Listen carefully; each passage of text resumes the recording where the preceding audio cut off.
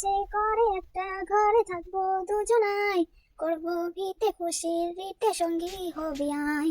Short video upload করেছিলাম ইউটিউবে, তো ওইখানে 45,000 ভিউজ হয়েছে। তো ওইখানে অনেকে কমেন্ট করেছে যে পিছনে ব্যাকগ্রাউন্ড মানে কি লাগিয়েছো, কোথা থেকে এনেছো, কত টাকা নিয়েছে, খরচ হয়েছে কত।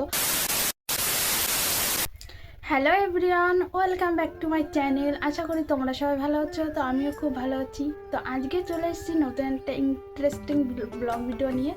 তো টাইটেল আর থাম্বনেল দেখে তো বুঝে গেছো তো ভিডিওটা আজকে কী হতে চলেছে। তো ভিডিওটা তোমরা দেখতে থাকো। তো অনেক দিন ধরে একটা ভিডিও আমি শর্ট ভিডিও আপলোড করেছিলাম ইউটিউবে, তো ওইখানে 45,000 ভিউজ হয়েছে। তো ওইখানে অনেকে কমেন্ট করেছে যে পিছনে ব্যাকগ্রাউন্ড মানে কি লাগিয়েছো, কোথা থেকে এনেছো, কত টাকা নিয়েছে, খরচ হয়েছে কত।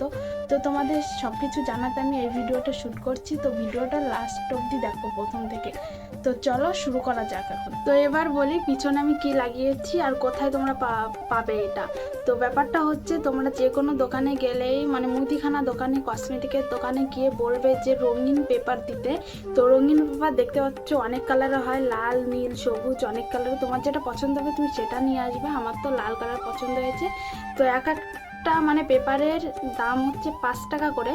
তো আমার বেশি লাগেনি, ওই 10-15টা মতন লেগেছে। ব্যাপারটা হচ্ছে আমার রুমটা খুব ছোট, মানে রুম বলছে আমার ছোট একটা ঘর মানে টিনের। তো তার জন্য খুব কম খরচে মানে ডেকোরেশন বা সাজানো হয়ে গেছে। তো তোমরা চাইলেও এরকমভাবে তোমরা সাজাতে পারো। তোমাদের যদি একটু বড় হয় তাহলে একটু বেশি টাকা লাগবে, 100 টাকার মধ্যে আশা করে হয়ে যাবে।